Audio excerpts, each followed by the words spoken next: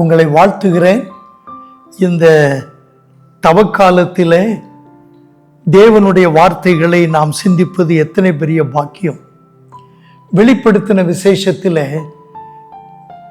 7 திருச்சபைகளை குறித்து தேவனுடைய தூதனானவர் சொல்லும்போது இரண்டாவதாக சிமிர்னா திருச்சபையை பற்றி பேசுகிறார். நீங்களே ஒரு திருச்சபை, நானும் ஒரு திருச்சபை. அதே நேரத்தில் நம்முடைய குடும்பம் ஒரு திருச்சபை. நாம் குடும்பமாக சமூகமாக திருச்சபை என்கின்ற ஒரு நிலையில் ஆண்டவர் ஸ்தாபித்திருக்கின்ற ஆலயத்திற்கு சென்று அவரை ஆராதிப்பது நமக்கு கிடைத்த பெரும் கிருபை.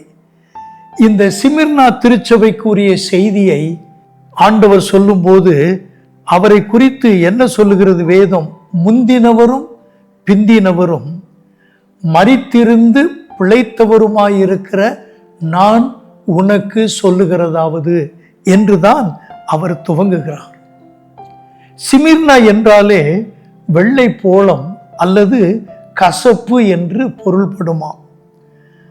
அந்த அளவுக்கு உண்மையாகவே கஷ்டங்களை அனுபவித்த சபையும் கூட. அப்படி என்றால் நம்முடைய வாழ்விலும் கூட கசப்பான நினைவுகள், கசப்பான சிந்தனைகள், கசப்பான உணர்வுகள், ஒருவேளை கசப்பான வாழ்வு முறையையே நாம் இன்றைக்கு நடத்தி கொண்டிருப்போம் என்றால் ஆண்டவர் சொல்லுகிற வார்த்தைக்கு நாம் காதுள்ளவன் கேட்க கடவன் என்று சொல்லப்பட்டு இருக்கிற வசனத்தை போல நாம் கூர்ந்து கவனித்து கேட்போம் என்றால் நம்முடைய வாழ்விலே ஒரு மறுரூபம் விளங்கும். யூதர்கள் ஆட்சியாளர்கள், ரோம சக்கரவர்த்திகளும் அதே நேரத்தில் இந்த திருச்சபை சார்ந்த பகுதிகளில் வாழ்ந்த யூதர்களின் மூலமாகவும் இந்த திருச்சபையாருக்கு ஏராளமான பிரச்சனைகள், பாடுகள், கொடுமைகள், தாங்க முடியாத இன்னல்கள். அப்படிப்பட்ட தருணத்தில் ஆண்டவர் இந்த திருச்சபையை பற்றி என்ன சொல்கிறார்? உன் கிரியைகளை அறிந்திருக்கிறேன்.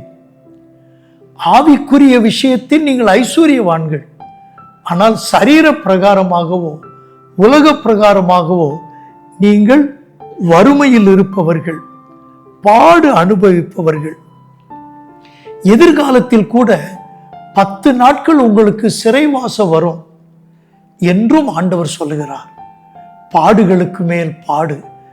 அது 10 நாட்கள் சிறைவாசம் என்று அப்படியே அர்த்தப்படுத்துவது அல்ல.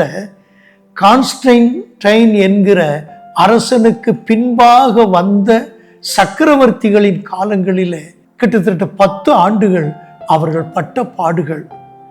அது மட்டுமல்ல, டயோகிலடியன் என்கிற சக்கரவர்த்தியின் காலத்தில் அவர்கள் அனுபவித்த துன்பங்கள் சொல்ல முடியாதவைகள். இன்னொரு விதத்தில் சொல்ல வேண்டும் என்றால் அவர்கள் ஆவிக்குரிய வாழ்க்கையில் ஐஸ்வர்யவான்களாயிருந்து உலகத்து பார்வையிலே தரித்திரராய் இருந்தார்கள் என்பதற்கு இன்னொரு நடந்த காரியம் என்னவாம்? இவர்களுடைய படையினருக்கும் அடுத்து தீவிரவாதிகளினுடைய படைகளுக்கு யுத்தம் வந்த நாட்களிலே அது குளிர்காலமாம். இவர்களுடைய பகுதியை சார்ந்த படை வீரர்களுக்கு போதுமான குளிராடைகள் கிடையாதாம். அப்பொழுது சிமிர்னா திருச்சபையினர் என்ன செய்தார்களாம்? தேவனுடைய பிள்ளைகள் தங்களுடைய அங்கிகளையே கழற்றி கொடுத்தார்களாம். அப்படி கிறிஸ்துவின் அடிச்சுவட்டில் நடந்தவர்கள் பாடுகளின் மத்தியிலேயும் தங்களுக்காக போராடினவர்களுக்கு பாதுகாவல் கொடுக்க, பராமரிக்க முன் வந்தவர்கள். ஆக ஆண்டவர் என்ன சொல்லுகிறார்? எவ்வளவு பயப்படாதே என்று சொல்லும்போது சார்ல்ஸ் ஸ்டான்லி என்கிற மனிதன் என்ன சொல்லுகிறார்? கிறிஸ்து தமக்காக பாடுபடுகிறவர்களுக்கு மிகவும் நெருக்கமானவர். தனியா இருக்கிறீங்க நினைக்காதீங்க, கஷ்டப்படுறோம் நினைக்காதீங்க, பொருளாதார பிரச்சனை என்று நினைக்காதீர்கள், சரீரத்தில் பாடுகள் இருக்கிறதே, நோய்வாய் நம்மை வாட்டுகிறதே என்று அவதிப்படாதிருங்கள். உங்களுடைய பிள்ளைகளை குறித்தோ அவருடைய எதிர்காலத்தை குறித்தோ நொம்பலப்படாதிருங்கள். ஏனென்றால் பாடுபடுகிற உங்களோடு கூட நான் இருக்கிறேன் என்று சொல்கிறார்.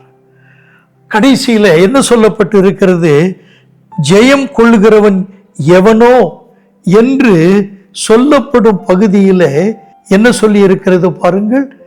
ஜீவ கிரீடத்தை உனக்கு தருவேன், மரண பரியந்த உண்மையாயிரு. இரண்டாம் மரணத்தினால் உனக்கு சேதம் வருவதில்லை. ஜீவ கிரீடம் என்பது என்ன? தேவனாகிய கர்த்தர், ஆட்டுக்குட்டியானவர் ஆகிய ஆண்டவர் உங்களுக்கும் எனக்கும் பாடுகளின் மத்தியிலே ஆண்டவரை பின்பற்றி நம்முடைய வாழ்விலே அவரை மகிமைப்படுத்தும் போது அவர் நமக்கு வைத்திருக்கின்ற அந்த பாராட்டு பத்திரம், நமக்கு அவர் கொடுக்கவிருக்கிற ஒரு நித்திய அங்கீகாரம். அது மட்டுமல்ல, மரண பரியந்தமும் பாடுகளின் மத்தியிலே விசுவாச ஓட்டத்திலே உண்மையாயிருப்பவர்கள் இரண்டாம் மரணத்தில் பங்கடைவதில்லையா? இரண்டாம் மரணம் என்றால் என்ன? பிசாசானவனுக்கும் அவனுடைய தூதர்களுக்கும் சுவிசேஷத்தை கேட்டும் செவி மடுக்காமல் சுவிசேஷத்திற்கு எதிர்த்து நின்றவர்களுக்கும் ஆண்டவர் வைத்திருக்கின்ற ஒரு பாடு. ஆகவே உங்களுக்கும் எனக்கும் அந்த பாடுகள் இல்லை என்று ஆண்டவர் சொல்லுகிறார். இங்கேதான் பிஷப் பாலிகார்ப் என்கிற ஒரு தேவனுடைய மனிதன் இருந்தார்.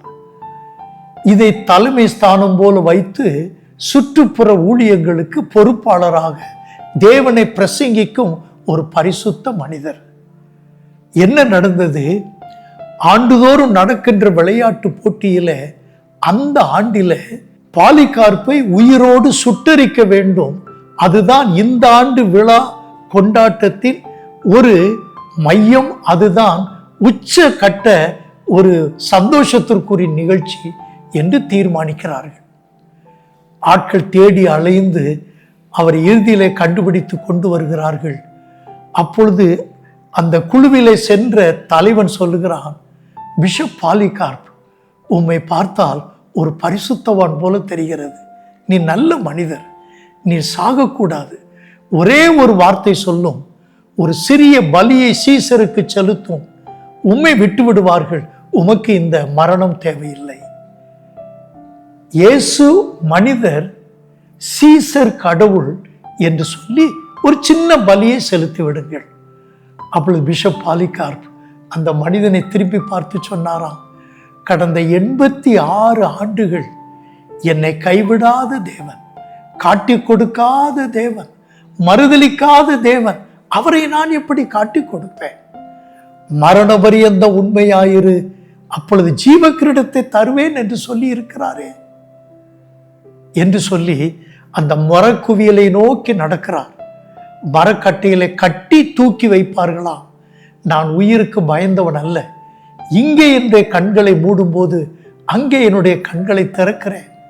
இங்கே என்னுடைய மூச்சு ஒடுங்கும் போது அங்கே என்னுடைய நித்திய வாழ்வு துவங்குகிறது என்று சொல்லி மைதானத்தில் நடந்து செல்லும் போது வானத்திலிருந்து சத்தம் கேட்டதாம், பாலிகார்ப், புருஷனாக நடந்து கொள்.